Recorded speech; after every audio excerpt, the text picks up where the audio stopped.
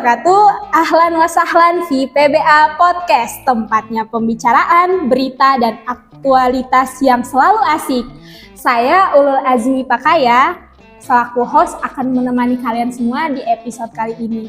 Nah, pada episode kali ini merupakan episode yang luar biasa. Karena kan episode kemarin nih kita bahasnya tentang proker lah, tentang PBA lah. Nah, kali ini kita akan melenceng sedikit. Kita akan membahas tentang dubbing. Nah, kok bisa sih PBA bahasnya dubbing? Nah, ini ada hubungan nih, soalnya salah satu mahasiswi kita, yaitu tepatnya mahasiswi PBA UIC Angkatan 2020, sudah memenangkan juara 1 di lomba dubbing. Nah, keren banget gak sih? Nah, siapa sih kira-kira pemenang itu? Siapa sih kira-kira mahasiswinya? Kita sambut Kak Zaidania Safitri. Apa kabar nih Kak? Iya, baik. Alhamdulillah. Ya. BTW, selamat kemarin udah semhas. Gimana perasaannya? Lega banget sih. Lega banget tuh. Udah setengah bebannya udah hilang. Setengah beban ya? Iya, setengahnya masih ada lagi. Oh, kehidupan nyatanya. Aduh, iya sih, berat banget. Nah, ini kan kemarin kakak nih juara 1 dubbing Arabic Markas Arabi, benar nggak Kak? Iya, benar. Nah, oke. Nah, sebelum kita jauh pembahasannya nih, kira-kira dubbing itu apa sih Kak sebelumnya? Oke, jadi dubbing itu sendiri sebenarnya proses kita mengisi suara pada video, misalnya film, animasi, dan sejenisnya, yang biasanya itu kita alih bahasakan ke bahasa yang lain. Jadi misalnya kalau kayak di TV itu ada film, misalnya kayak film India itu, awalnya kan bahasanya bahasa India, karena ditampilkan di Indonesia supaya masyarakat Indonesia lebih mudah untuk menikmatinya, itu dialih bahasakan ke bahasa Indonesia. Nah, itu proses dubbing. Oke, dubbing. Dubbing ini kan lumayan susah nih Kak. Maksudnya kayak itu tuh cuman buat bakat-bakat orang tertentu lah. Itu kok kakak bisa sih, maksudnya bisa kenal sama dubbing, maksudnya bisa memulai dubbing itu emang udah dilatih apa gimana Kak? Oke. Kalau itu sendiri sebenarnya otodidak ya. Otodidak. Dan itu pertama kali nemuinnya juga kayak pas lagi scroll YouTube. Terus nemu salah satu konten kreator namanya Kristo Immanuel. Oke. Tahu nggak? Tahu. Oke. Kalau dulu tuh sebenarnya belum ke aktor gitu. Nah, dulu itu lebih ke impersonator gitu. Jadi menirukan suara-suara tokoh ataupun kartun-kartun. Nah, dari situ akhirnya tertarik ke dunia sulih suara. Jadi ada voice over, ada voice acting, terus ada dubbing, nah, dan sebagainya. Nah, salah satunya yang ditekunin ya dubbing gitu. Oke. Ini kira-kira sejak kapan kakak mulai tertarik sama dubbing? Itu kalau tepatnya tuh kurang tahu ya, tapi mungkin kayaknya masih waktu maba deh. Punya waktu senggang, masih banyak gabutnya. Jadi kan sering bikin konten-konten, bikin video-video gitu, dan bingung. Terus lagi waktu scroll YouTube malah ketemu itu. Oke, ini kan tadi kakak nih belajarnya tuh secara otodidak ya. Itu punya kesulitan tersendiri nggak sih Kak kalau belajar otodidak tuh? Pastinya ya. Karena nggak ada yang ini ya, yang jadi pemandu secara langsungnya ataupun yang bisa ditanyai. Tapi emang sekarang media sosial itu sendiri sudah sangat membantu kita untuk belajar hal-hal semacam itu. Waktu awal-awal belajar dubbing juga susah karena dubbing itu fokusnya di bagaimana kita memerankan karakter yang lain gitu. Jadi kita yang awalnya suaranya cempreng misalnya, tiba-tiba harus jadi berat kayak gitu. Nah, itu yang kesulitannya sih sebenarnya. Untuk dubbing nih, kan kakak kan masuk nih di PBA, jurusan PBA, Pendidikan Bahasa Arab. Terus belajarnya dubbing. Nah, itu korelasinya tuh gimana nih Kak antara pendidikan sama dunia dubbing? Sebenarnya kalau dulu ya, dubbing itu sendiri kalau menurut saya kayak kayaknya nggak mungkin deh untuk bahasa Arab gitu. Tapi setelah kita belajar, terus kita nemu juga kayak media pembelajaran seperti itu, kita belajar di PBA. Nah ternyata dubbing ini sendiri bisa digunakan ke media pembelajaran itu sendiri. Karena ini masalah bahasa kan, pendidikan bahasa Arab, dan dubbing itu adalah kita juga membahas tentang bahasa. Jadi untuk memudahkan pembelajaran bahasa Arab juga bisa digunakan menggunakan dubbing gitu medianya. Nah, sejauh ini kakak udah mengikuti berapa perlombaan dubbing kira-kira? Oke, kalau dubbing sendiri itu masih jarang karena dari kalau misalnya yang bahasa Arab ya, kalau dari kayak institusi ataupun universitas itu masih jarang yang mengangkat perlombaan tentang dubbing, dubbing sendiri. Jadi baru yang ini pertama kalinya ikut, terus ternyata langsung ini gitu. Keren banget dong, kita iseng-iseng aja, iseng-iseng marah hadiah. Itu juga mepet deadline banget karena durasi kan panjang, dan tokoh yang diperankan juga ada 3 orang, dan itu sendiri gitu. Nah itu.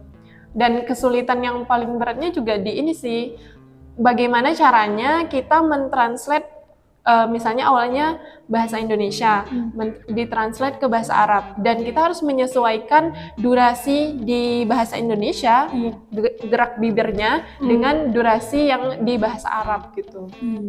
Iya, gitu. Oke, ini kan lomba pertama, terus udah juara 1 nih. Nah itu coba ceritain dong Kak, gimana sih maksudnya perjalanan ngikutin lomba ini, kan tiba-tiba iseng-iseng aja ucup-ucup juara 1. Ini gimana sih Kak? Awalnya itu kita berdua sama teman yang lain, karena sebenarnya untuk belajar suaranya sendiri itu butuh waktu yang cukup lama. Karena kita sudah mepet gitu ya waktunya, akhirnya mutusin untuk sendiri aja, dan lebih ke penekanan di satu tokoh yang paling utamanya aja yang dipelajarin. Selebihnya itu beberapa tokoh yang muncul cuman di beberapa scene itu, kalau menurut Anda sendiri, kalau dilihat pas sekarang ya, itu kayak masih kurang jauh banget gitu. Masih kayak karakternya nggak dapet. Karena dia tuh pertama tuh ada tokoh anak-anak, dan anak-anaknya cowok, laki-laki. Sedangkan suara Anda sendiri itu aslinya tuh cempreng dan tinggi gitu. Dan susah untuk menurunkan ininya. Dan yang kedua itu robot. Wow. Jadi keren. Suaranya harus yang agak kaku-kaku gimana gitu kan. Terus yang ketiga itu kakak. Jadi tokoh kakak perempuan gitu. Nah kalau kakak perempuan itu lebih gampang untuk ditirukan. Tapi kalau untuk yang robot dan anak-anak tadi ya cukup challenging sih. Cukup challenging. Iya. Nah ini kan ada 3 tokoh, terus 2 yang cukup challenging itu latihannya tuh berapa lama sih Kak? Gimana ya? Sekitar 3 hari kayaknya. Wah gila, keren banget. Karena ya. durasinya seminggu, dan proses mentranslate itu mungkin memakan waktu 2 hari. Setelah itu 3 harinya belajar karakternya, dan selebihnya itu proses editing. Nah di editing juga sulit. Jadi karena ini versinya mandiri ya, bukan yang kayak komersial yang kita langsung menyerahkan ke editornya.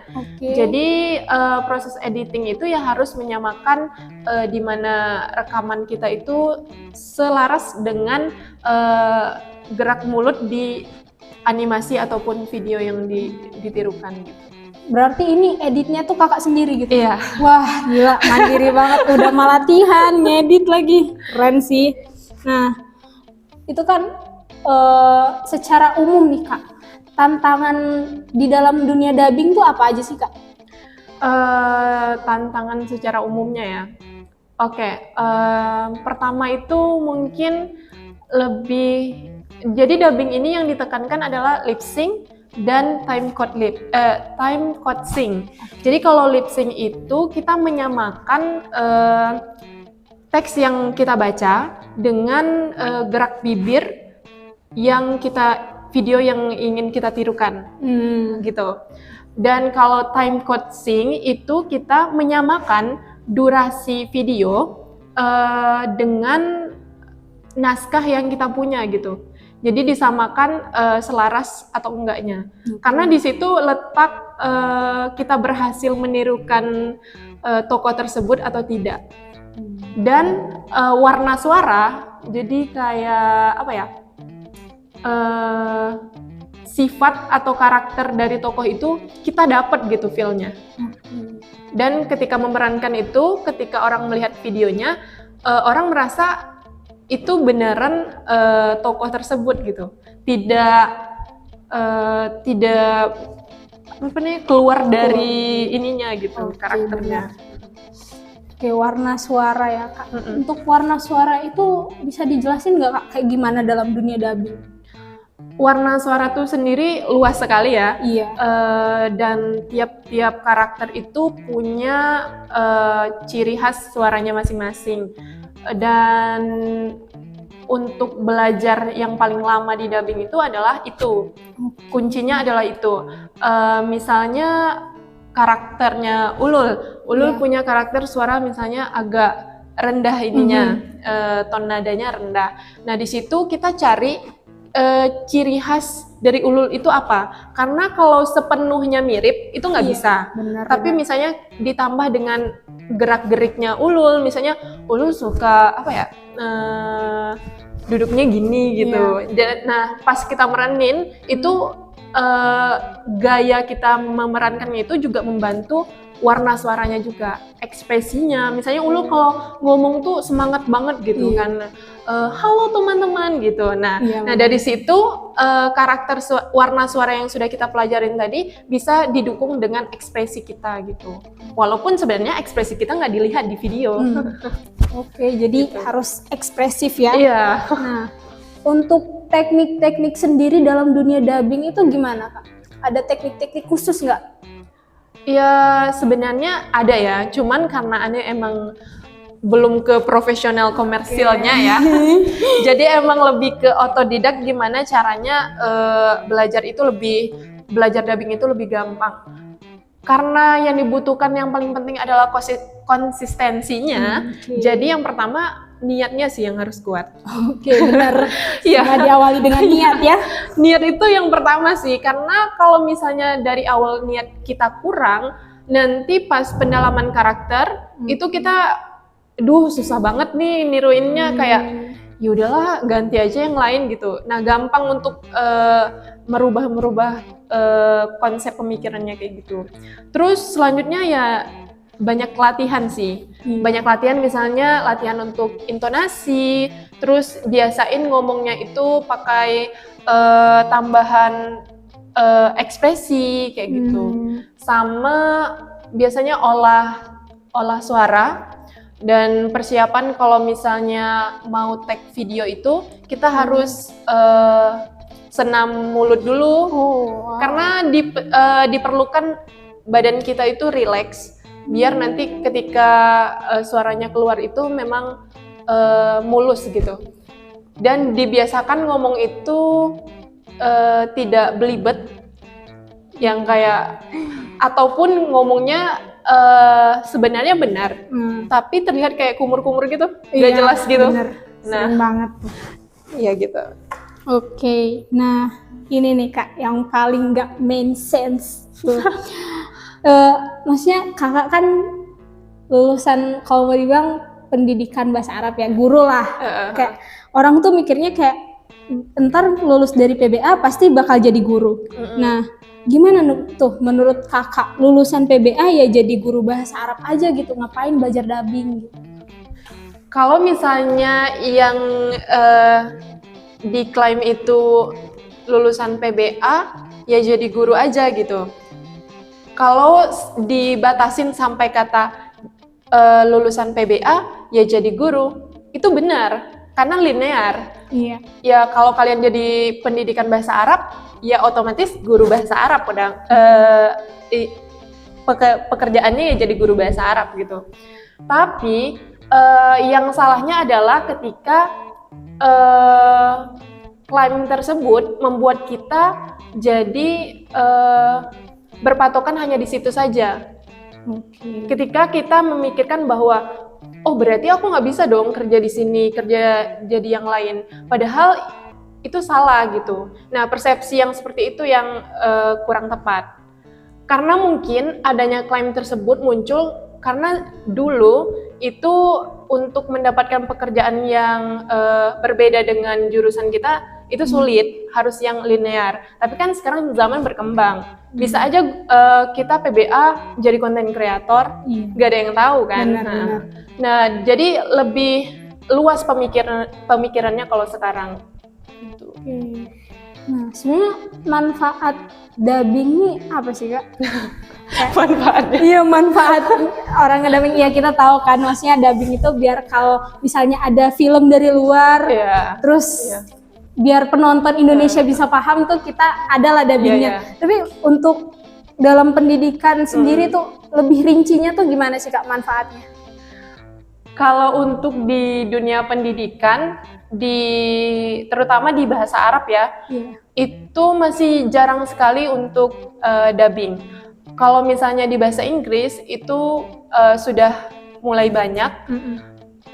Jadi kalau secara keseluruhan di dunia pendidikan sendiri, dubbing itu memudahkan kita untuk menjadi daya tarik. Orang yang awalnya merasa kayak, aduh kalau nonton film ini, misalnya kamu suka nonton film, nah tapi kamu juga mau belajar bahasa Arab. Sebenarnya listening aja itu cukup, listening dengan mendengarkan penggunaan bahasa Arab di film tersebut. Ya walaupun di awalnya pasti kurang paham, terus kayak, aduh nggak asik nih, harusnya langsung pakai bahasa Indonesia aja biar mudah ngertinya gitu kan. Nah, kenapa rata-rata film sekarang banyak yang tetap menggunakan bahasa aslinya, tapi menambahkan subtitle, yaitu biar listeningnya tetap dapat gitu. Jadi istimanya ada. Gitu. Untuk istimanya. Iya. Melatih istima kita. Melatih istima sih, bener. Nah, ini seandainya nih Kak, ada adik-adik PBA lah nih yang mau terjun ke dunia dubbing nih. Pesan Kakak nih buat mereka nih apa? Biar kayak siapa tahu kan tiba-tiba aku pengen ikut lomba dubbing nih, siapa tahu kayak Kazai gitu ucup-ucup menang. Iya, pertama tuh yakin aja sih, pede aja dulu gitu kan. Pertama pede. Kalau misalnya emang ada minat ke sana,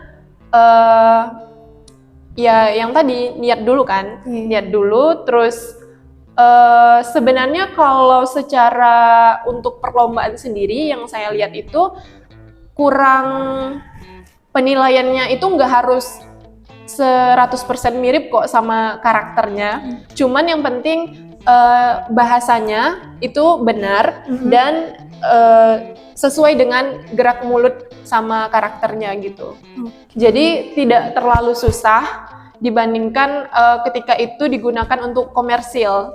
Kalau komersil kan kayak film, terus misalnya untuk company gitu, untuk perusahaan, itu ya itu harus latihannya lebih lama gitu. Iya sih. Jadi pede aja dulu. Pede guys, intinya pede sama niat itu paling penting ya. Oke, ini kan Kak Zai ini pertama kali ikut lomba juara 1 nih. Kira-kira kedepannya nih bakal ada niatan buat ikut lomba dubbing lagi nggak? Ada. Wow, ditunggu sih. Walaupun sekarang emang lagi fokus ke voice over, lebih ke sulih suara. Tapi dubbing ini kalau misalnya emang ada di perlombaan pasti diikutin lagi. Jadi menurut Kak Zai nih, 1-10 dubbing tuh susah nggak? Sebagai pembelajar otodidak ya? Aduh. Berapa nih? 8,5 deh. Oh, soalnya kalau kamunya suka Oke. dan enjoy sama itunya, seberapa sulit pun prosesnya, ya tetap menyenangkan gitu. Oke. Jadi dubbing itu susah, tapi ya penting niat aja Iya, dulu. benar. Niat aja dulu, terus sama jam terbang ya Kak, mungkin untuk Benar latihannya. sih. Itu, ya benar. Itu Kalau untuk komersil, jam terbangnya perlu sekali. Oke, jam terbang itu pentingnya. Oke, sekian nih Kak. Aduh, padahal pembahasan dubbing ini seru ya. Padahal soalnya kan heran gitu kan, anak PBA tapi menangnya lomba dubbing gitu. Biasanya Iya, kan Syiri, Hitoba, itu kan kayak oh wow, tapi udah biasa gitu. Tapi anak PBA menang lomba dubbing. Wah, keren sih Kak. Sedikit melenceng ya. Melenceng tapi keren dong pastinya. Oke, sekian pembahasan kita mengenai dubbing di episode kali ini. Semoga penonton semua terhibur dan tunggu kelanjutan episode-episode selanjutnya dari PBA Podcast. Wassalamualaikum warahmatullahi wabarakatuh.